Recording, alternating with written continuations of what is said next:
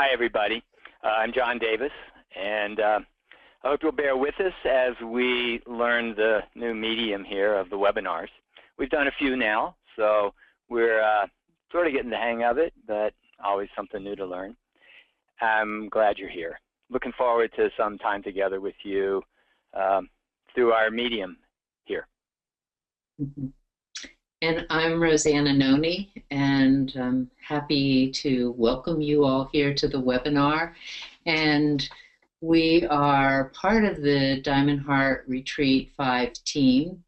And there are also 3 other teachers who are from the East Coast who are not part of this webinar, but are part of the teaching team. Ann Singer, Jane Bronson, and Susan Wiley. And we first we want to thank Guesthouse and Charlie, who is the technical wizard who is also in on this call and will be handling any technical difficulties that might come up as we go along with teaching. But we really appreciate Guesthouse sponsoring this webinar and also being a home for Diamond Heart Retreat groups. We can say more about that later, but thank you to Guesthouse for sponsoring this. I want to just say a few things about the purpose of the webinar, which is to give you a taste of the Diamond approach, just a small taste, and also a way to taste the Diamond approach is to get a teaching. There are many, many teachings that make up the logos of the Diamond approach, and we'll just give you a flavor of one and an opportunity for you to ask questions, either about the retreat group itself or about the teaching this evening. I want to go through some logistics about the webinar. So if you're on a computer, you can see us. We can't see you. We can see the list of attendees, and you can't see each other. But there is a virtual community here that's gathering for this teaching.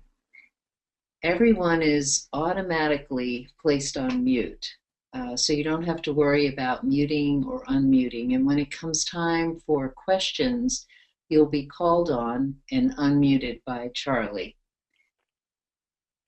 Given that this call is being recorded, only ask questions if you're comfortable with your questions being recorded and the answers to those questions, and just use your first name when you ask a question. And we'll say more about how to do that when we get to that part of the session.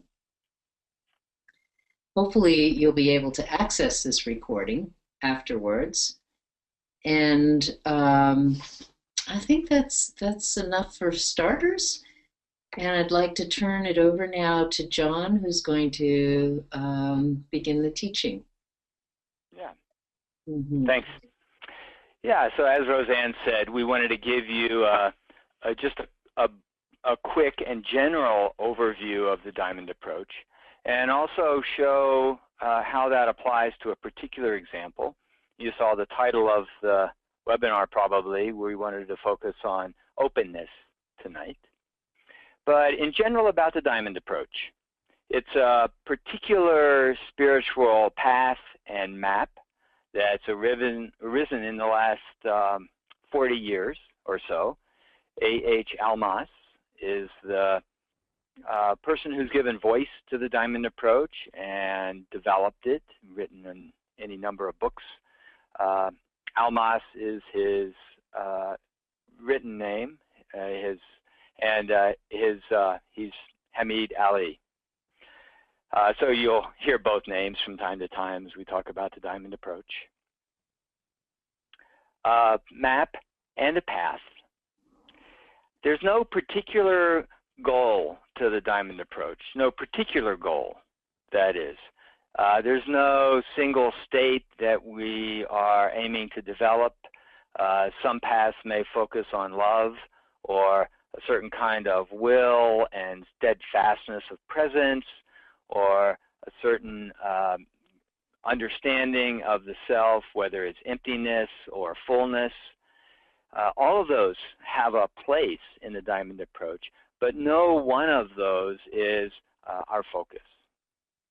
We could say in more general terms that the aim of the diamond approach is to wake up, to be as awake and fully alive as we possibly can in our bodies, in our hearts, in our minds, in our spiritual, intuitive capacities. So awakeness is one of the ways to talk about the direction that we're moving in the diamond approach. But again, it's not the only way. I think another good way to think of the diamond approach is that we are on a path of maturity. And that maturity includes both psychological maturity, what we typically understand as being mature, wise, resilient, kind, understanding, of service in the world, maturity, but also a kind of spiritual maturity, where we know ourselves, we have a deeper sense of meaning about our lives, a deeper sense of our place in the world. So we could say awakeness and awareness, we could say maturity. I think we could also speak of a sense of home in the world, that in the diamond approach we're always moving toward a deeper and deeper sense of being at home in ourselves, in our lives, in our world. Sometimes this sense of home means the kind of relaxation into our lives. Sometimes it means a sense of dynamism and motivation as we care for our home. So I want to just paint this in the beginning, that the diamond approach primarily an inclusive approach.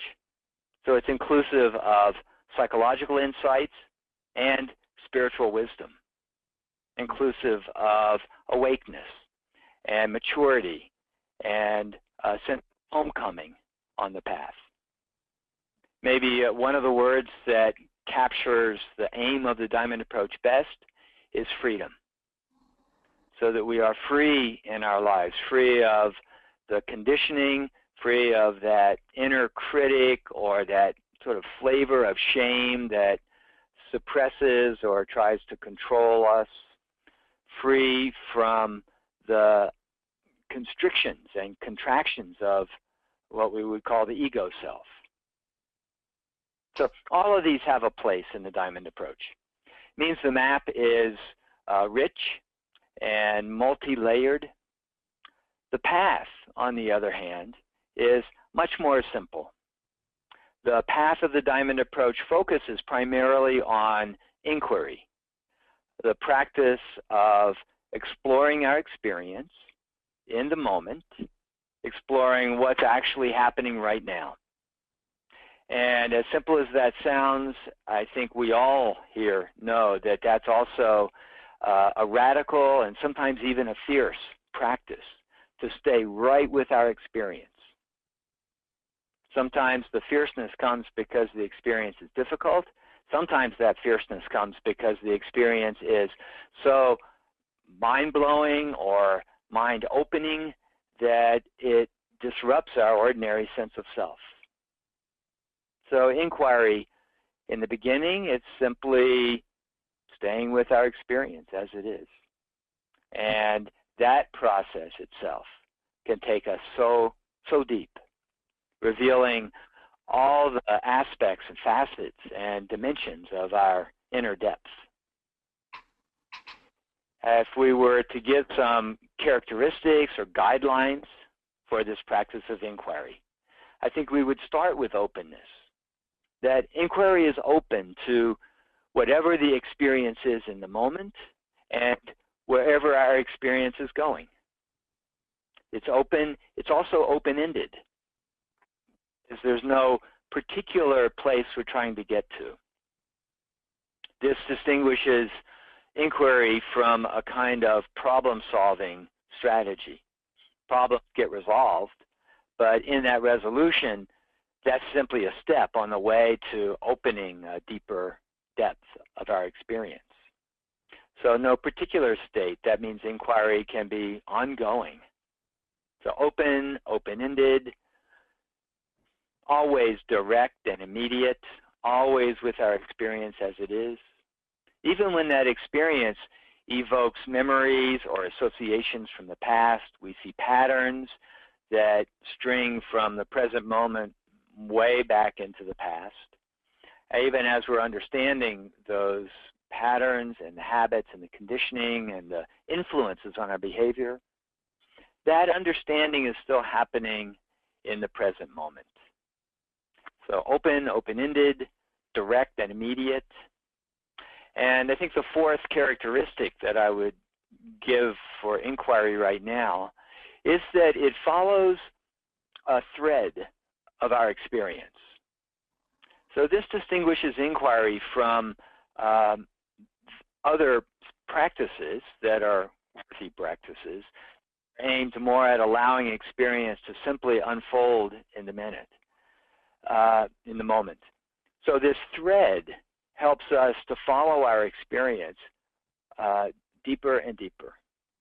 So we might start with a question, might start with an experience, might simply start inquiry with where we are in the moment, and then follow that. And one experience leads to another, they continue to open. Sometimes that thread takes a, what we call a sharp left turn, and we're surprised at where that got us. You know, I thought I was feeling angry, but actually I'm feeling kind of really fully alive, or I'm feeling tender, or I'm feeling quiet. And who would have thought that my anger would have led to such a state of quiet or lightness or depth?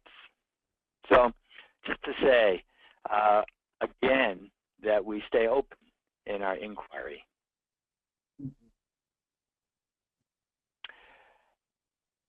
Part of the understanding behind the diamond approach is that reality is a non-dual totality, that all the aspects, dimensions, expressions of reality arise from this non-dual place.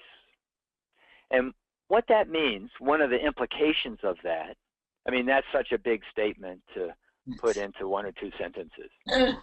And in a way, that understanding itself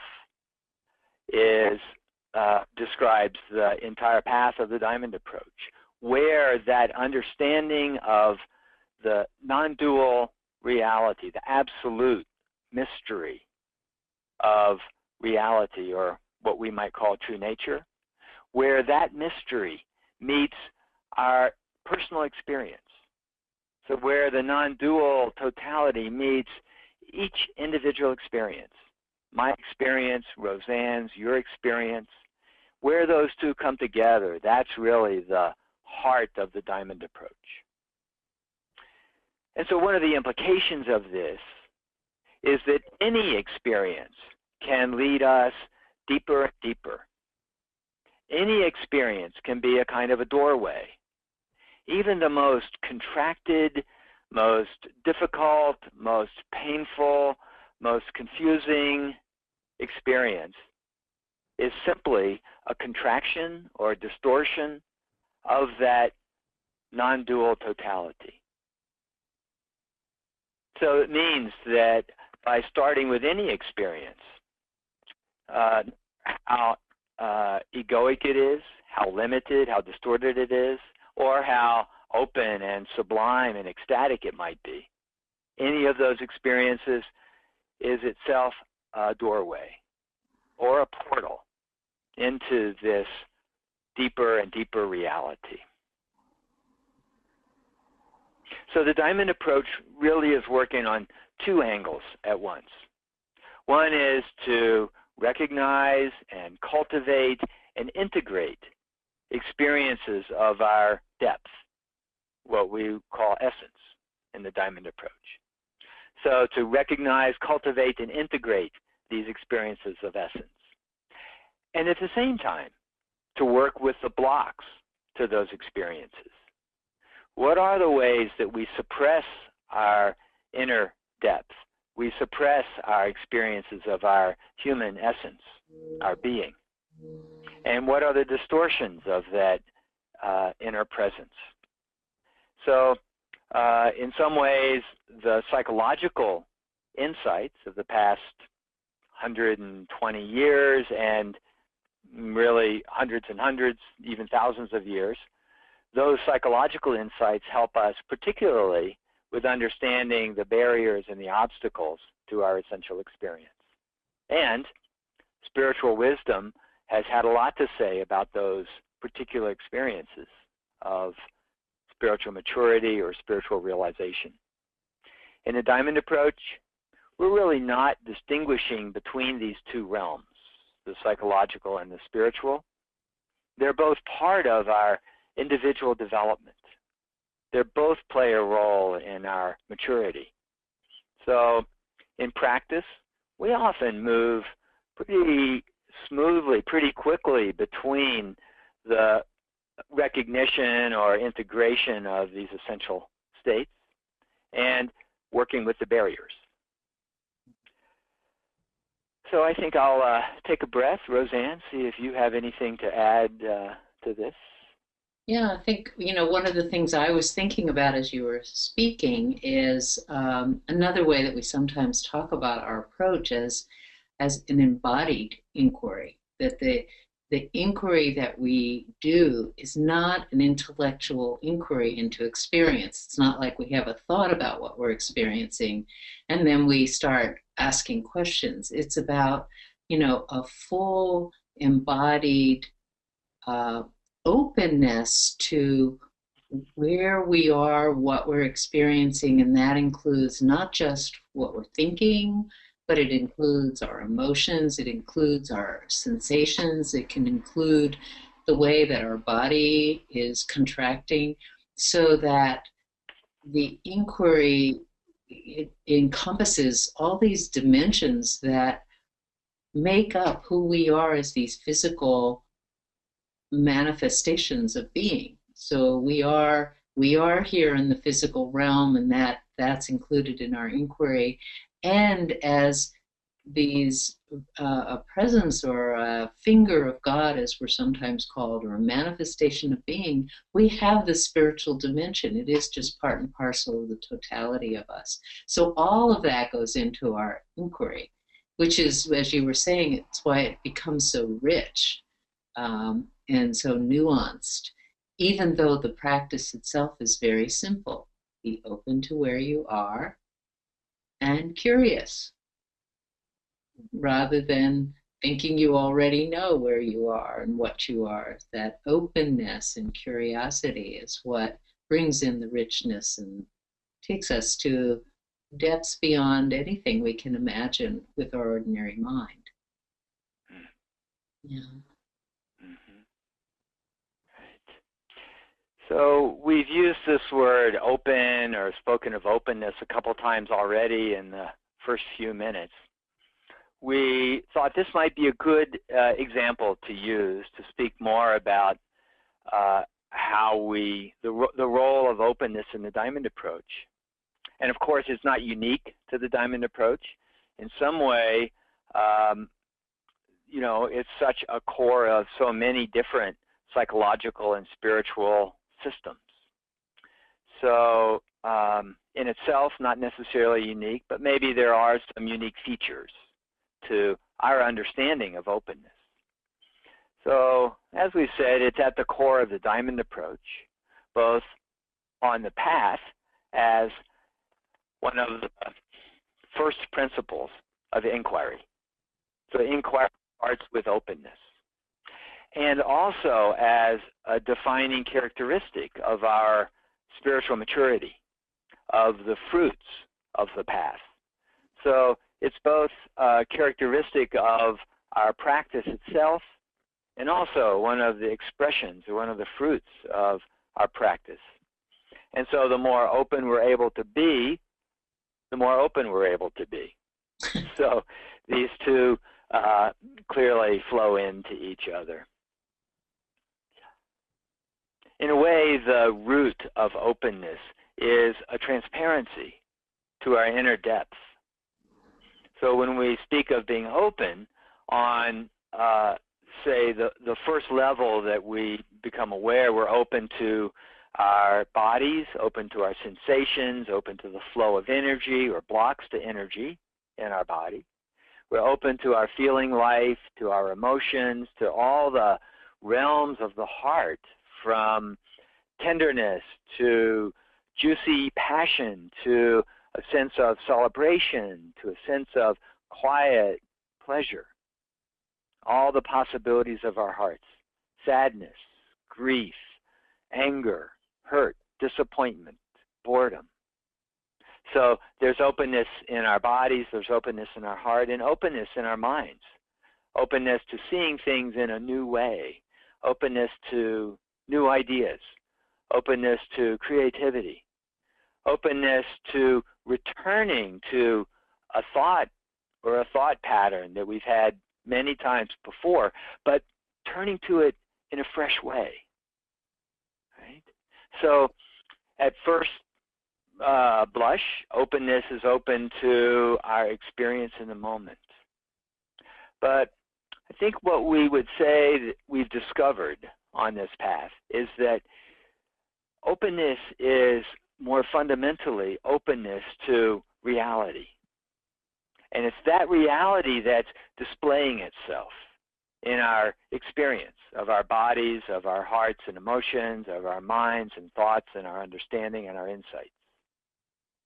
So it's really openness to the depth, being clearer and clearer, more and more transparent, this individual consciousness that each of us is, to the non-dual totality. So an intimacy comes with this kind of openness, more and more intimacy with our inner nature or our true nature. And that intimacy itself brings a pleasure, a kind of fulfillment, a sense of homecoming, which fuels the journey, reinforces the journey. Never a final fulfillment, never a final sense of being at home, always more that comes. And so our openness allows that always more. Reality has infinite ways to reveal itself to us, infinite ways that we are in touch with and intimate with that reality. So this is also part of openness, open to our immediate experience, but also recognizing that openness is an openness to the ground of being. This openness means, in practice, being open to all our experience, no matter how positive or negative or difficult or longed for or avoided it might be. And openness takes other qualities of our inner nature as well to support it. So there's the curiosity that arises when we're open. So it's not simply a passive kind of openness, but there's a kind of active openness where we want to know what's more. And maybe there's a dynamism or an energy or a vitality that comes with our openness that fuels this journey. Certainly a kind of deep, grounded confidence in our experience. So each of the, or a lighthearted joy even in our openness. So each of these other qualities come to support our openness. When we're dealing with particularly painful places, we might find that compassion arises in support of this openness. Not compassion that necessarily makes it better in the moment, but compassion that allows us to tolerate the openness and continue to open to our sadness or our grief until we find what's beneath it. So it means that we're talking about a mature kind of openness. And could I say a maturing kind of openness? So our openness is constantly growing and deepening and integrating more and more to it. So rather than a naive kind of openness, there's a depth and a maturity and an integration of the rest of our consciousness into this openness. So I might just invite you all to take a breath right now and just to come into your own experience for a moment. A breath that allows you to arrive in this moment. Open to whatever you might be experiencing. Maybe there's something arising in your body, some sensation, maybe something in your feeling life, some felt sense or feeling tone. Maybe understanding is arising, maybe just some clarity in your mind, or maybe a question. Could be a frustration, it could be a confusion. We would say in the diamond approach, it's all okay. It's a come as you are approach. And so then we would invite us all simply to stay with this experience and see how it unfolds, to follow the thread of whatever this present experience is.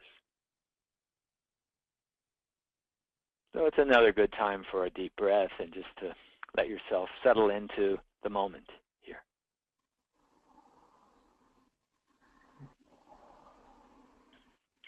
There are certain characteristics of the experience of openness. Openness is somewhat of an abstract state when we talk about it that way. But we also, I think, we would all recognize certain characteristics in our immediate experience. Maybe there's a sense of spaciousness that comes. Maybe it's visually, maybe it's in your hearing, or maybe in the senses of your body. Maybe there's just more space in your experience. This is a useful thing when, you know, in some kind of intense situation. It helps a lot for each of us to bring more space into that situation. And openness often brings that sense of spaciousness. Or it could be a kind of freshness in your experience. Like somebody just opened the window and there's a fresh, cool breeze that comes in. It's enlivening and it's uplifting, this kind of freshness. Openness may show up more as a flow. It could be a really dynamic flow, like water going over cataracts or waves at the beach that are stirred up, or maybe just a quiet, simple flow of clear water over rocks in a small stream. But our experience tends to flow more when we're open. It doesn't run into dams and barriers and obstacles. It doesn't get channeled into one narrow direction or another. So there's often a sense of flow and more harmony, less conflict, less of our experience trying to go in different directions at once. You might find more of a kind of creativity, just a greater potential for experience. And you may notice that potential because your experience does go to new places, unfamiliar places, unusual places. Or maybe there's just a direct experience of potential. Like there is potential in this experience. It doesn't have to be named. It doesn't have to be nailed down. But the direct and raw, pure experience of potential. Openness allows a radiance to our experience. When we're open, our experience, our consciousness is naturally more radiant, more light, brighter, and it's naturally more free. These are all characteristics of openness. And the list could go on for sure. Because it's so open. Because it's open, exactly. And there's no limit to that openness. It's the simple transparency to true nature, and therefore all the ways that that true nature can show up in our experience, all the ways that that true nature can radiate and display itself through each of our consciousnesses. Now, that said, it also makes sense to look at some of the ways that openness gets blocked. Some of the historical dynamics or psychodynamics that we carry, some of the habits or some of the conditioning. You know, openness is also a vulnerable place. In order to be more open, we need to stop some of the habitual walls that we've developed through our lives, some of those defenses, because they block the openness. And it's bound to bring some sense of vulnerability, maybe a sense of danger, some fears. Again, we're talking about a mature kind of openness that can meet those fears with compassion or strength or groundedness or confidence. And still, our inquiry invites us to explore the fears and the sense of danger or exposure or vulnerabilities that come with this openness. I mean, in some way, that's the vulnerability that makes us the most human. And so our openness is involved in our humanness. And our inquiry helps us explore the roots of the sense of danger or the sense of being too exposed or the fears that I'm going to be overwhelmed by my experience if I really am open to all of it. See, we could say that those fears, those barriers and those blocks come because there's an overlay of our history on this openness. The openness itself is not overwhelming. The openness itself isn't dangerous. It's the history of times when we didn't have the capacities that we have now to be open. So we might say that those defenses had a place and a necessity at one time, but their, what do they call it? Their use-by date, it has expired. So we don't necessarily need those defenses anymore, even though they've become such a part of our habit and pattern in the world that we don't give them a second thought. We just naturally turn to those defenses or those judgments or those inner criticisms of ourselves. So openness can feel like there's no longer a ground for our experience, that in some way we're no longer being held, we're being dropped or we're floating free, and that can be a freaky, dangerous kind of experience not to have that grounding. And there is a place for feeling the ungroundedness in the openness and for staying with that experience, to being open to feeling ungrounded as well as open to feeling grounded, and to see what arises in that openness, even if it's open to feeling disoriented and maybe disillusioned and ungrounded and cut off. These are all temporary experiences that if we're able to stay with it, what we found is they open into deeper understandings of ourselves, deeper experiences, open into essence in time. We're not talking about, when we say openness, it's not about condoning or agreeing with various kinds of misbehaviors or harmful or hurtful behaviors. In fact, being open means we're also open to sometimes having to say, no, that behavior needs to stop. So being open to setting those kinds of behavioral limits with ourselves, with somebody else. So that's also included in openness. So it's not a simple kind of saying, well, whatever happens is, you know, let's go with it. Sometimes there's our intelligence comes in to say, no, that's not a path that we want to be going down. So again, that can come up as a fear. If I'm open, that means I'm going to condone or collude with all this, you know, suffering that's going on in the world. I think we would say that openness means we can see the suffering of the world without having to collude or agree with it.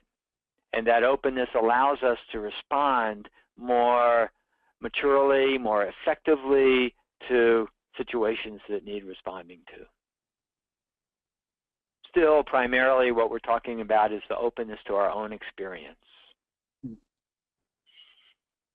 Mm-hmm. Yeah, well said. Mm-hmm. Did you want to say more? I think that's enough for now. We're going to say a little bit about our retreat group, our Diamond Heart 5 retreat group. This is one of the forms, one of the ways that people access the Diamond approach. There are a number of other ways. There are other groups. People do one-on-one work with a Diamond approach teacher. But we wanted to have some chance here to talk about our retreat group. And then we'll open our time up for questions or discussion. Right. Mm-hmm. Yeah, and I think it's so apparent as you're speaking, John, you know, that we can do this inquiry on our own. And sometimes that is the practice, is to practice inquiry on our own, either through writing or asking our own questions. But it's so important to have support along the path as we engage in these practices, because if we're left to our own devices, sometimes what we end up is we stumble into our own pits, or we stumble into our own mind loops, and we don't even realize, oh, there's no openness here. This is a very familiar mind loop that I always come to the same conclusion when I inquire into this experience. So it's really helpful to receive the teachings in a group with other teachers, with other fellow travelers who are also curious and open and making themselves vulnerable. And that when things happen like that in a community, when you begin to inquire in a community, there is implicit in it a kind of support that carries us along the path. We don't do this on our own. We don't travel really alone. We travel always with others. So some of the, one of the major way that this work is experienced is through a group. And the group that we have right now at Guest House, the Diamond Heart Retreat Group, it's called Diamond Heart Retreat 5 because it's the 5th retreat group in the history of the school. So there have been 4 others that have formed over the years. We have a lot of confidence in this particular form to both teach the teachings of the Diamond approach and to metabolize and integrate the teachings, to learn, to develop, to mature, as John's talking about, that we mature each other when we're in the company of others, and when we're in the company of others where we can drop deeply into ourselves, not be concerned so much about all the complexities of daily life. And so in the retreat group, we meet for 8 days, twice a year. And during that 8 days, it's an intense dropping into ourselves. There are teaching sessions, there are inquiry sessions, there are groups where inquiry is practiced, private sessions, and all of that is included as part of the 8-day retreat. And of course, all of our practices, meditation, inquiry, embodiment practices. There are also in between, so that's a long span of time in between groups.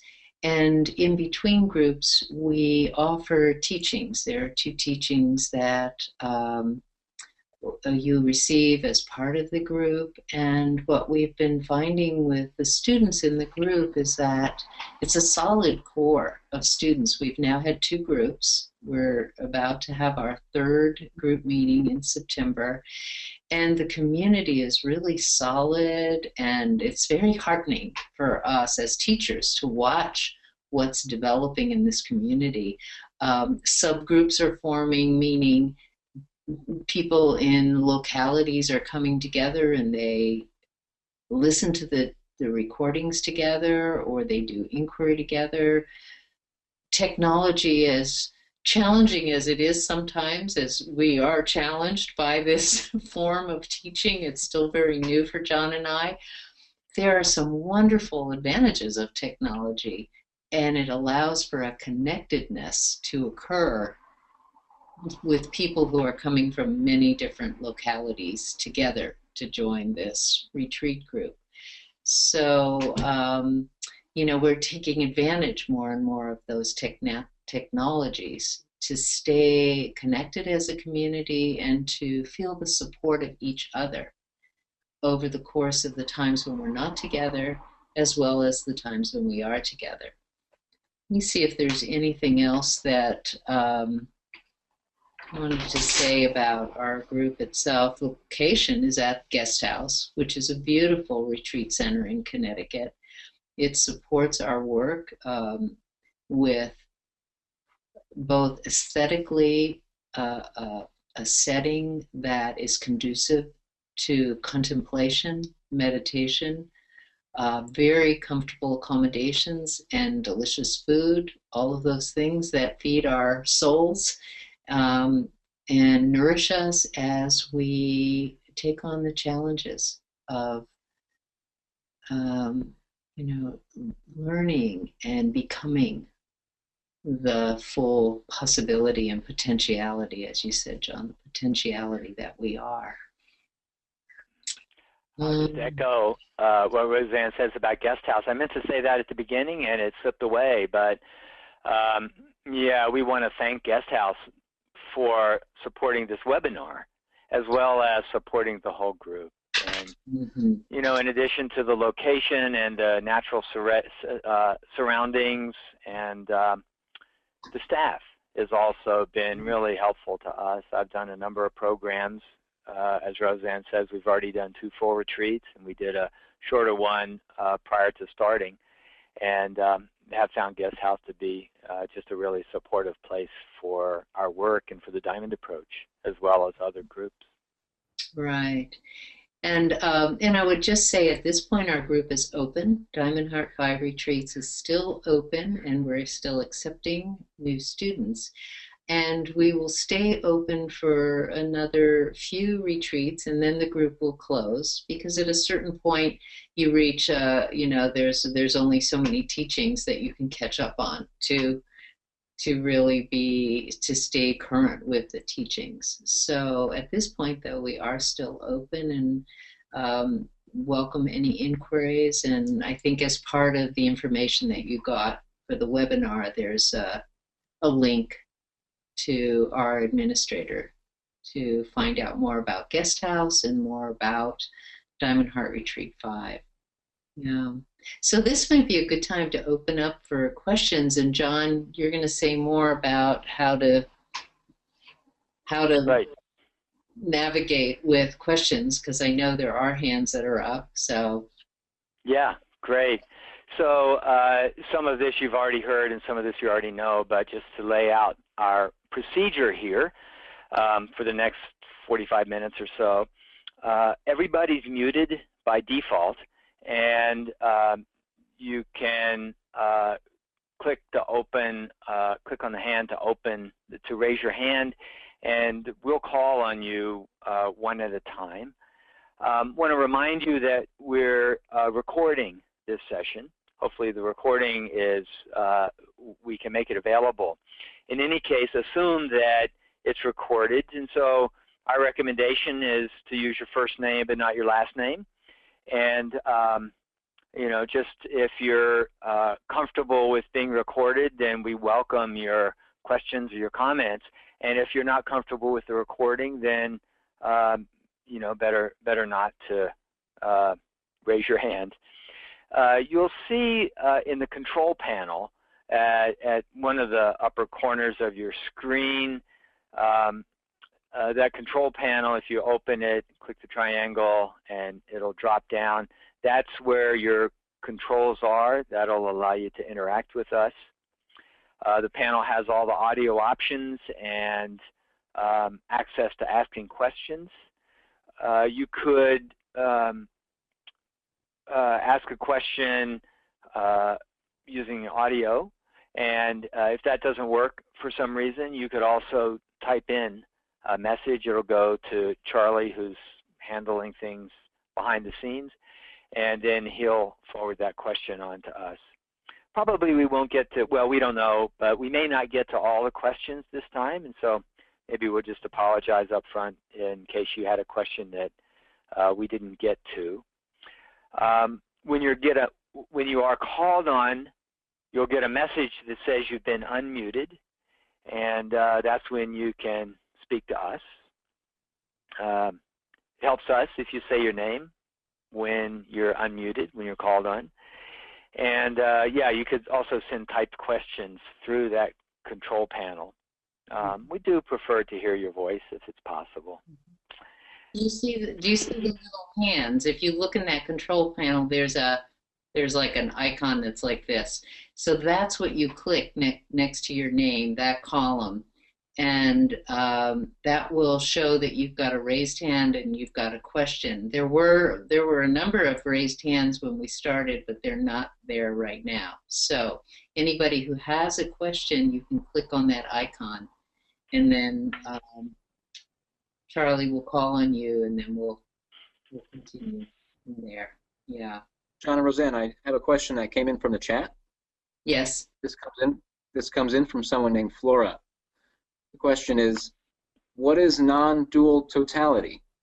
How is this contrasted with traditional concepts of duality taught in spiritual paths and in physics? And that came in from someone named Flora.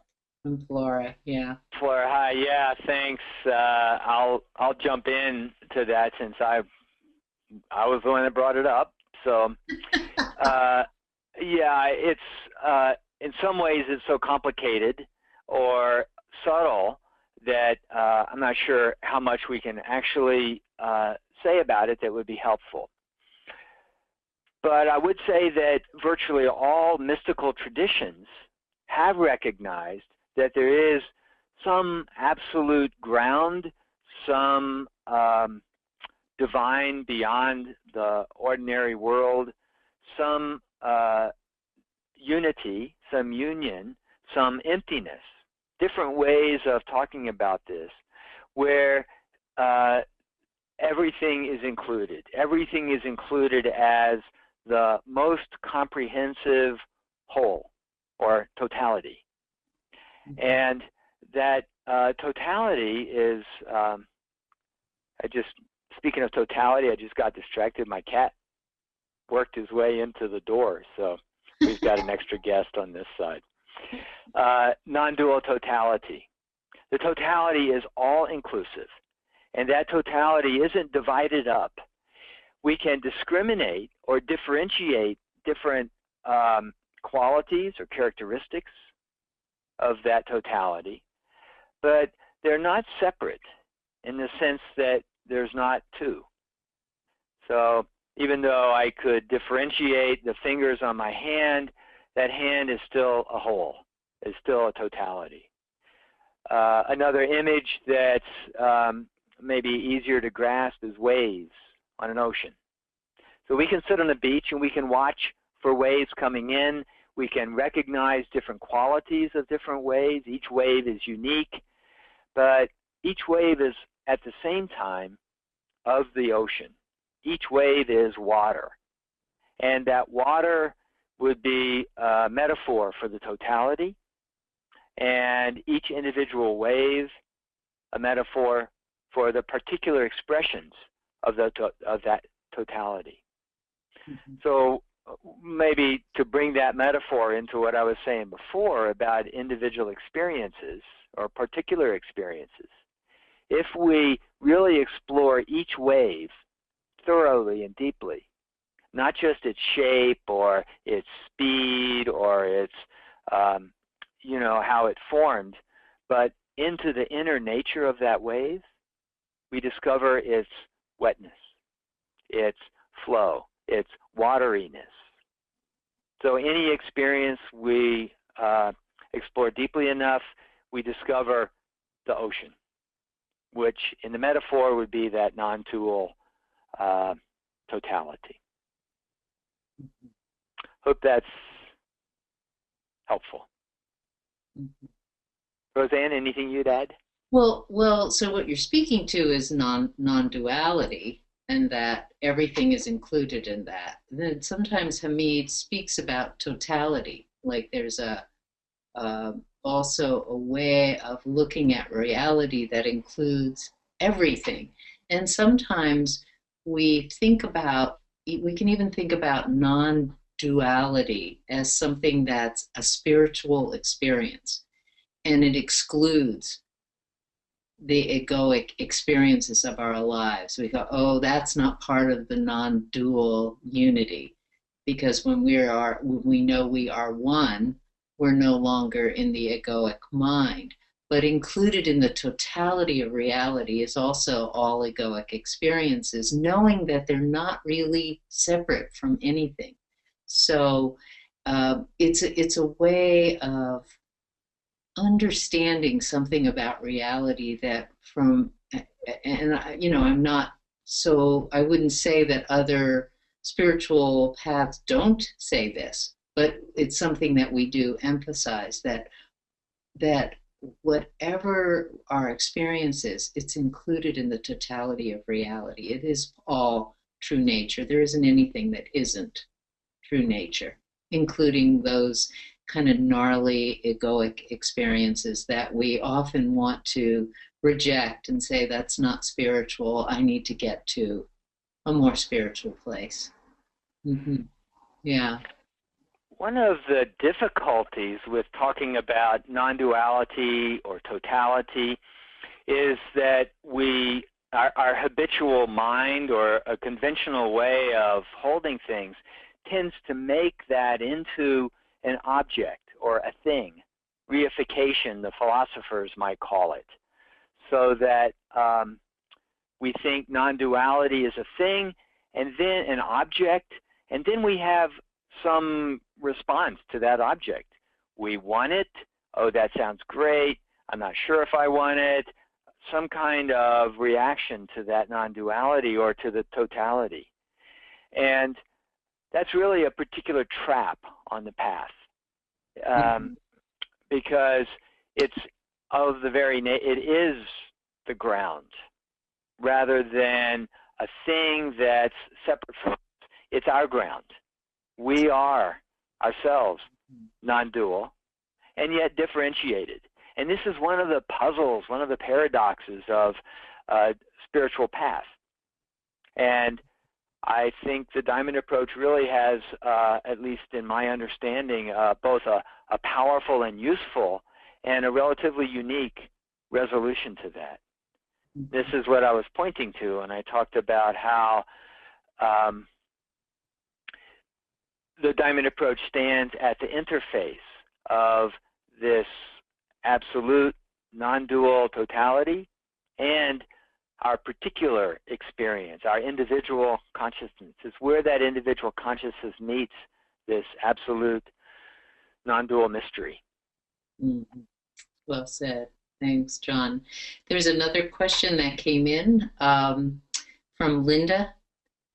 And the question is the inquiry done alone or with a guide or a teacher? It's a good question. And the answer is both.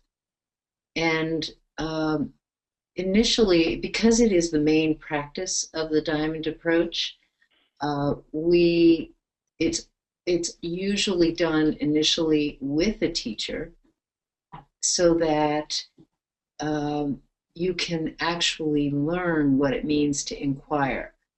And it's like any practice, like a meditation is a practice that you practice at.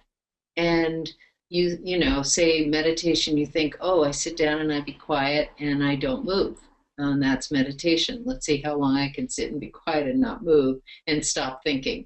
And, you know, we all have had that experience of we sit down and we go, oh, now what do I do with all these thoughts or with all these, you know, movements? So inquiry is actually like that. It is actually quite a deep practice that deepens as we practice. So we learn more about what does it actually mean to inquire. You know, it isn't just asking a question. It's, as John said, there's all these qualities that go into inquiry, one of which is openness. And just getting the kind of the tip of the iceberg about how do you stay open and work with all of the barriers that come up that are the natural barriers that we're going to hit when we really open to our own experience, judgments and rejection and discomfort or pain or whatever. So initially it's done with a teacher, usually in a private session. As part of the group, we have an inquiry after every teaching in groups of either 2 or 3 or more. And then there's a time to ask questions of the teacher about your inquiry. So it's an ongoing, there's an ongoing guidance that occurs over the course of time of working with teachers and learning more and more about inquiry, and then eventually just practicing on your own, doing it with another student, and then getting feedback about inquiry, and you know, maybe somebody else asking questions that you're not asking.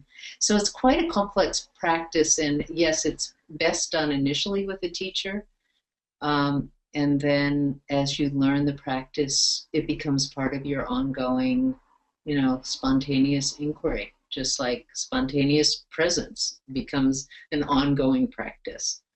Mm-hmm. I might even extend that one more step. So first, inquiry is a technique that you sit down and practice with a teacher, with other people in a small group. Our open-ended small groups are other ways that people learn inquiry. And then, as Rosanne says, it's just part of being. It's the way we move through the world with a more curious openness. Mm-hmm. And even deeper, there can come a time when we realize that inquiry is not even something that I'm doing, that your individual consciousness becomes more open to and harmony aligned with that dynamism of the totality, that inquiry really is simply being, revealing itself, being, displaying itself. To the individual experience, it seems like it's me following a thread, learning something, opening something, resolving certain issues, discovering new states. But from the perspective of being itself, it's simply the arising of being through a particular consciousness, a particular individual. Mm-hmm. Mm-hmm. Yeah. So I've got a question here that got sent in. I'll read it. Mm-hmm. I would like to know where this is all leading to. Is there some, quote, final, unquote, state of consciousness that you are moving towards? Or is it just completely open-ended, non-defined, just being open and letting reality reveal to you? Question mark. I would love clarification. It's a great question, and I'd love to say both. I mean, there are characteristics that arise that could be called maybe not a final state, but certainly some state of realization or fulfillment, or there are predictable experiences as we move deeper and deeper into our experience, as we get more and more transparent to this ground of being. So there are certain experiences, characteristics, states. These are ones that, as a shorthand, we could call more awake, awakening, or homecoming, feeling more at home with ourselves and in the world, or more free, Freedom. or, right? So these are states that arise. I wouldn't say in the diamond approach that any of these is the final state, in the sense that homecoming is more awake. Awakeness is freedom. Openness is a characteristic of all of these. So these weave together so much that one day maybe this final state feels like, oh, this is home. This is my true nature. And another day it feels like, I'm really alive now. This is aliveness. Or maturity. That would be another good handle for these. But none of these is particularly the goal, and none of these I would call the final goal. So yes, these are states that we're moving towards, but no, none we would say is the final state. Mm-hmm. This ground of being, the totality, has so many infinite possibilities for how it could present itself to us. Mm-hmm. And so we're as interested in what's the new possibility, as well as these states that we might think of as mature or alive or awake or at home. Mm-hmm. Yeah. So you know, one of the aspect of your question is, are we letting reality, you know, are we just open to reality revealing itself to us? And yes, the answer is yes, and we are actively engaged in that.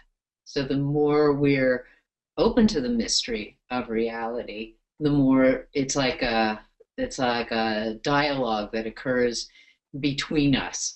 And you know, we're open and interested in the mystery reveals itself, and the more the mystery reveals itself, the more open we become to more.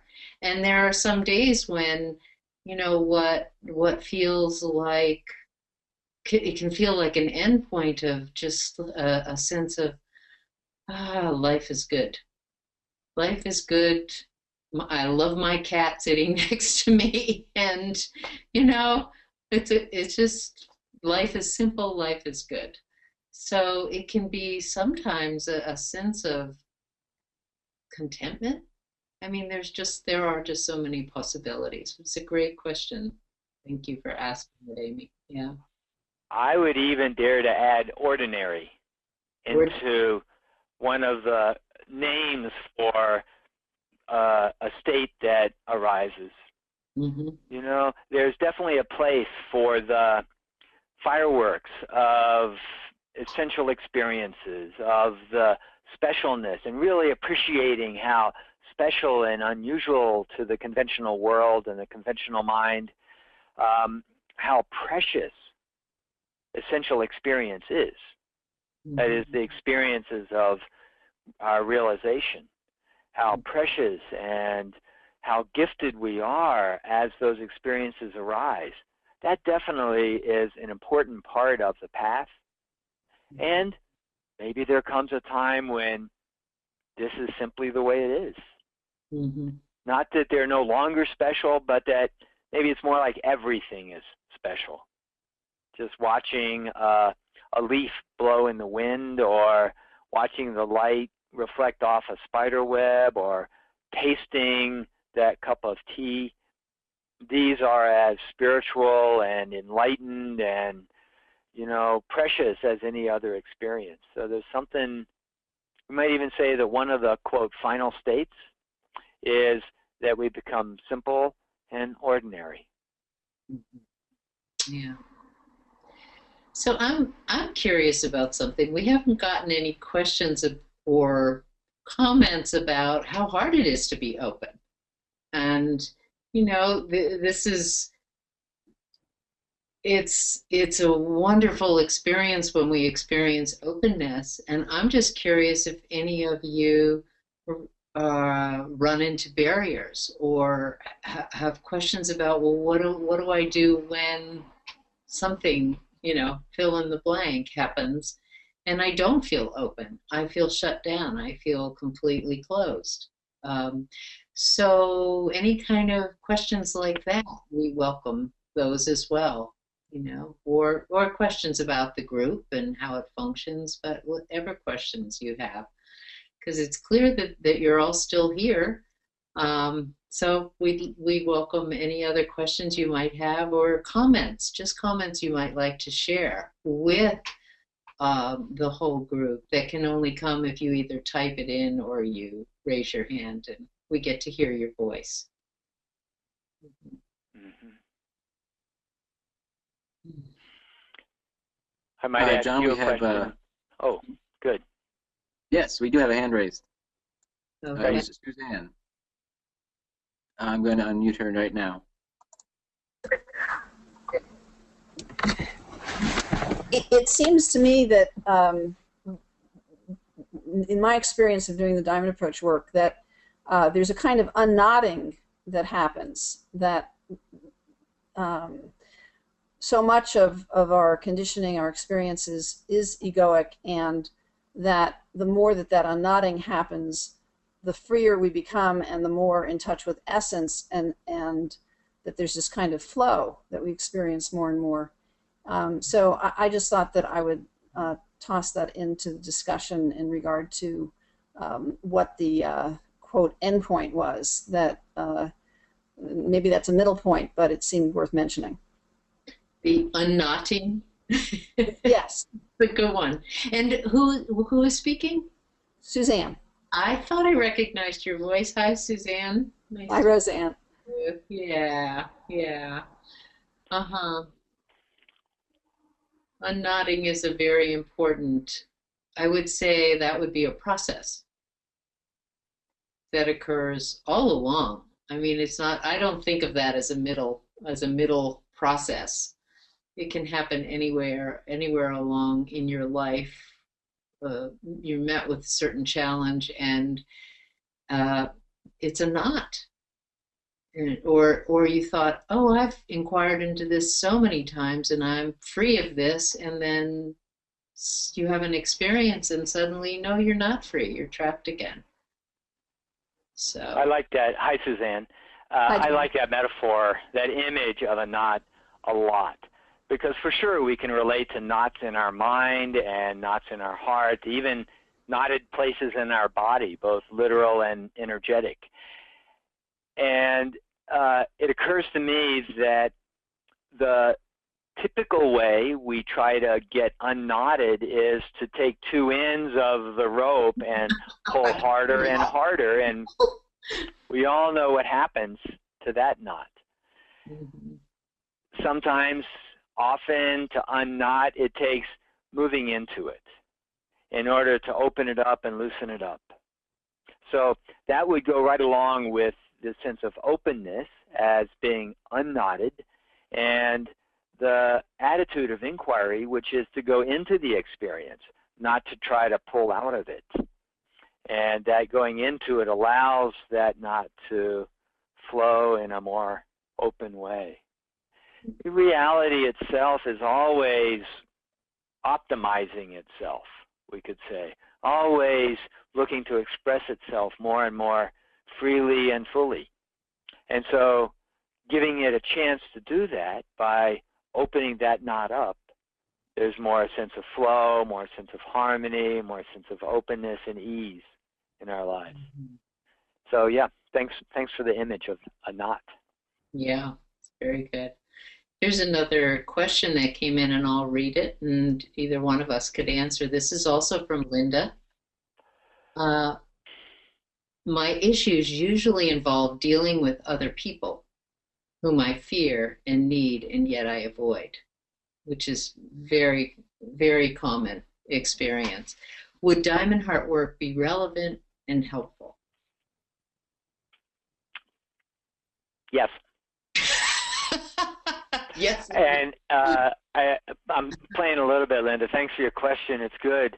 You know, we are such social creatures that the human world is so important to us, and we're born into this really close, intimate, bonded relationship with mother and with family and eventually our communities.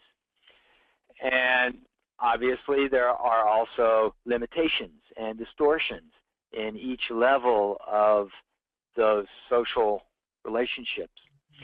I wouldn't say the Diamond approach is, you know, it's not one of the foreground goals for us to help with relationships, human relations, but it's definitely part of our work is to work with those relationships, and both present time relationships and especially the, say, the trace or the imprint or the residue of past relationships and how those might shape or cloud or limit our present relationships.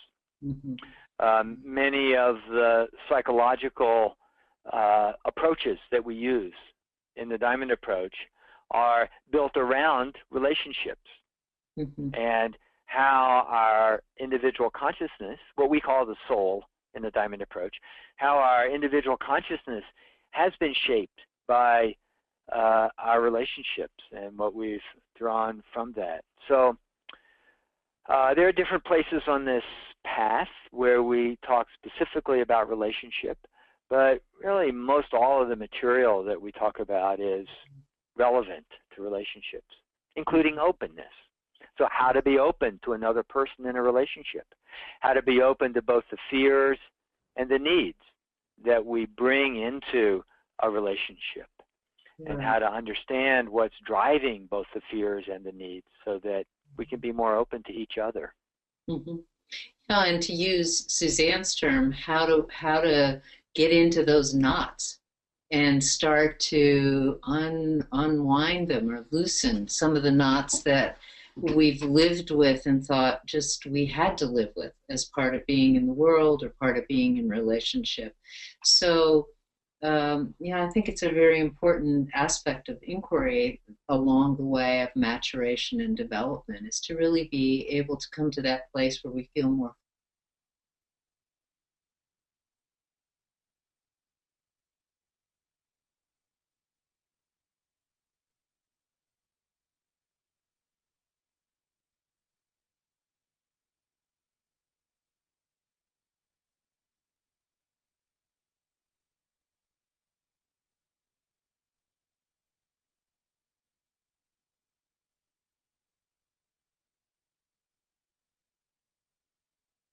And so that's one of the aspects that develops, is that we come to really be our mature, the totality of who we are.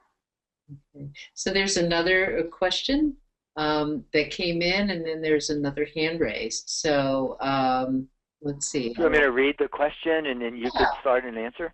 Okay. So the question is this: can you talk a bit more about the structure of the retreat group, teachings and teachers, and in particular, your commitment to the group?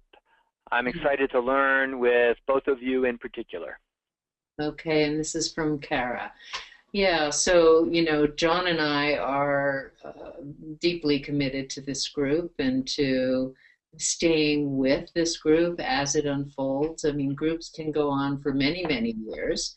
The team that has formed for this group is committed to seeing it through certainly well, I guess as long as we're here and the group is here in the foreseeable future.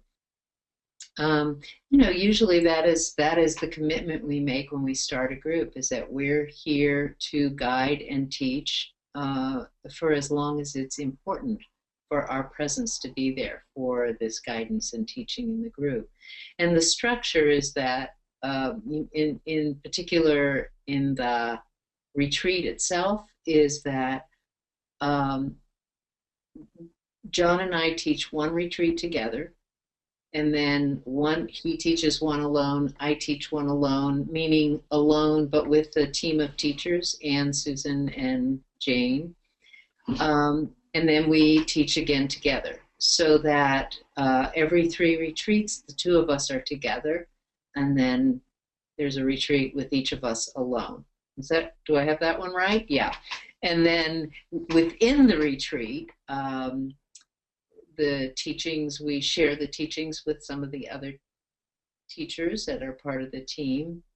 And there's always a teaching and a time for inquiry afterwards. There are small groups that occur in between the teachings.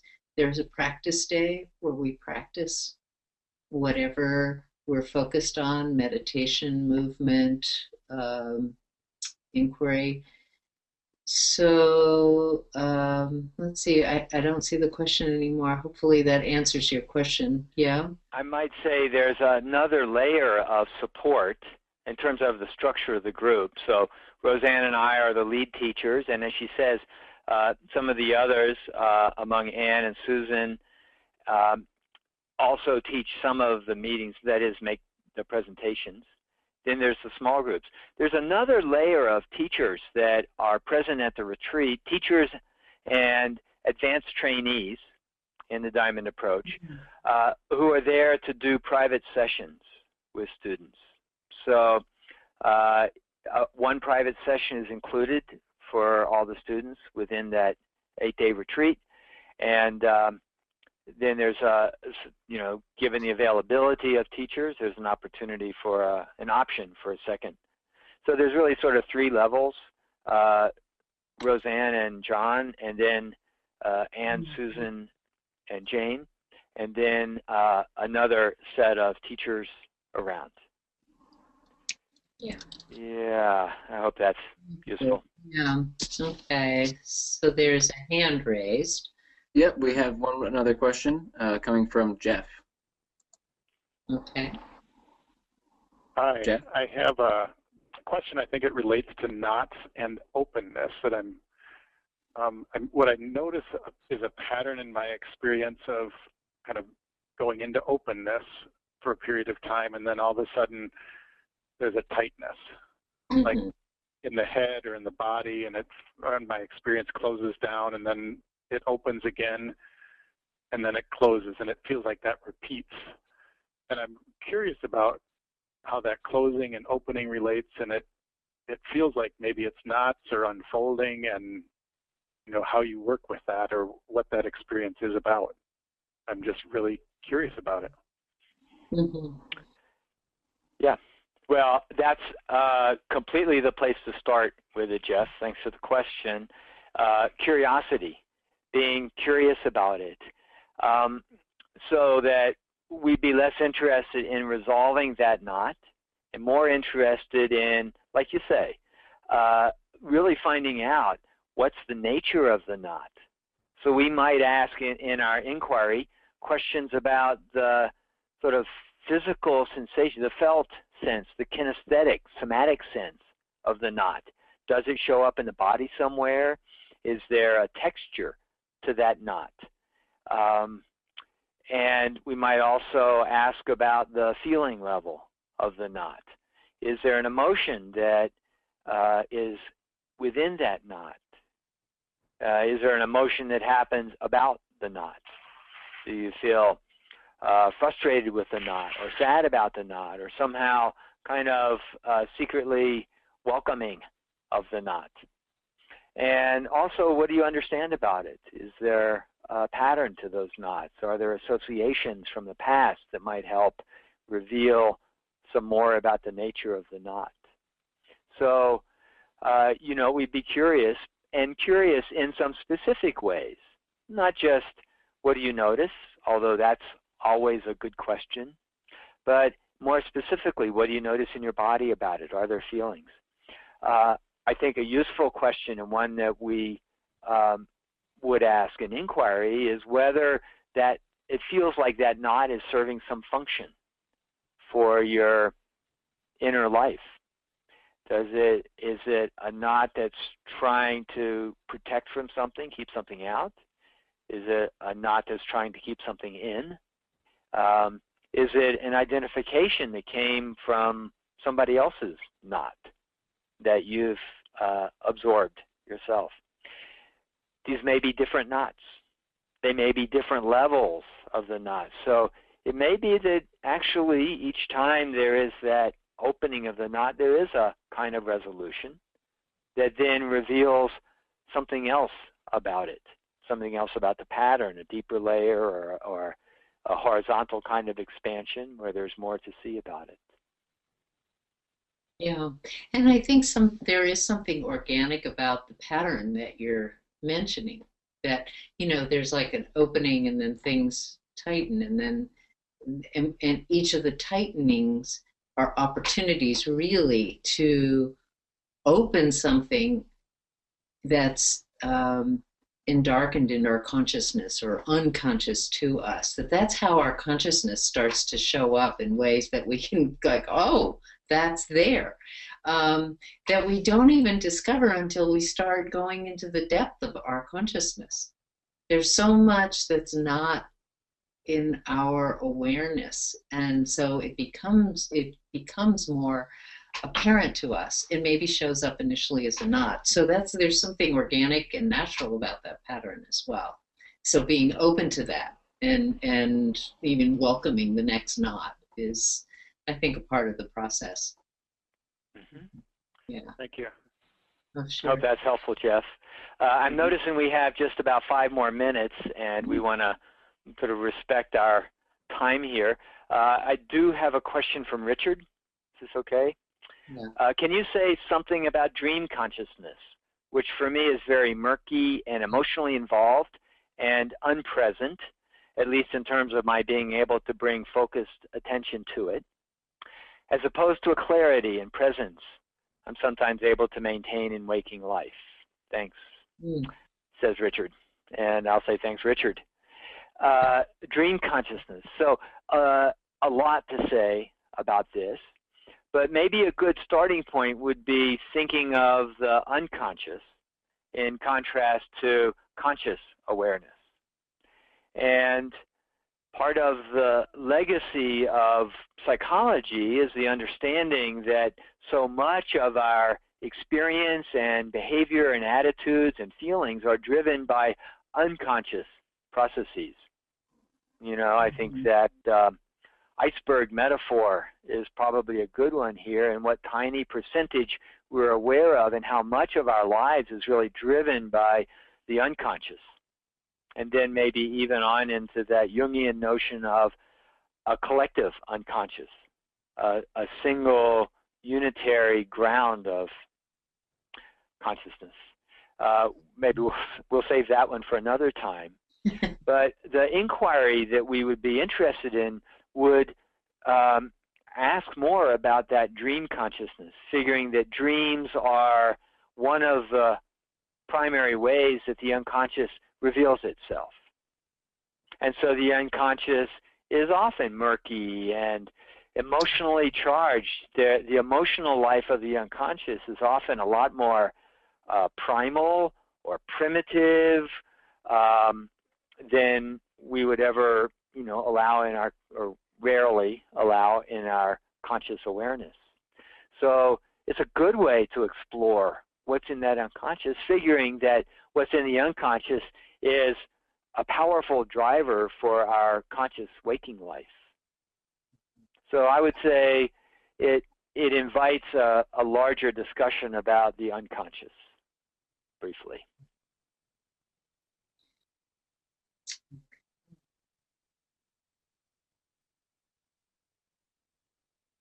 So, is there another question? Hope that's useful, Richard. I think, did we get all the questions, Charlie? Maybe time for one more sort of quick question. I just had one more come in. This is from Lori. Okay. Can you say more about your own individual backgrounds and what drew you to this work? Great. Yes, we wrote something about that in the Guest House newsletter maybe a year ago. So I don't know if some of the, something like that, Roseanne, right? It wasn't much, a couple paragraphs, but I wonder if some of those old newsletters are archived. And you might check on the Guest House website. Briefly, my background, where to start. My professional training is in experimental psychology and combination of experimental and clinical psychology, with an interest in consciousness and meditative practices and spiritual work from sort of childhood, really, that really took form in my graduate work on the psychology of consciousness. I also have a deep love and a strong background in wilderness work. So I personally have found that working on wilderness retreats combined with the orientation, the map, and the practices of the Diamond Approach is a particularly powerful combination. So for the last some years, 25 or 30 years, my main practice has been the Diamond Approach, and especially the last 15 years or so, my main work has been as a Diamond Approach teacher and trainer and leading groups. Okay, thanks. And I would say briefly, because we're just about out of time, that I came to this, I mean, as a child, I think I was a Catholic mystic and just always devotional and very curious about God and the nature of reality. And then I became a therapist, and I was a practicing therapist for many years until it seemed like there was more to life and reality, and somebody turned me on to the Diamond Approach, and that was about 25 years ago, and I became a very devoted student of this approach. It's been my main practice. I've also studied Vipassana and other forms of Tibetan Buddhism, and that's been adjunct that have served me in my spiritual development. And about 15 years ago, I gave up my practice as a therapist and became a full-time teacher of the Diamond Approach, and now also teach groups and train teachers. And my love is teaching with John, this Diamond Heart Retreat Group 5. It is a great joy for me. So it's been a pleasure. I hope you appreciate and are forgiving of whatever technical glitches came along the way here. And it's been a pleasure to spend this time with all of you. I'll echo that. Thanks a lot for your time. Your time's important, and I'm glad we were able to share some of this time with you. Appreciate your being here. And for those of you that we know, I look forward to seeing you again. And those who are new, we hope to hear from you, and perhaps we'll meet you at the next retreat. Okay. Right. Thanks, Charlie, for your help. Yep. Thanks, Charlie. Bye, all. Take care, everybody. Have a good night. You too.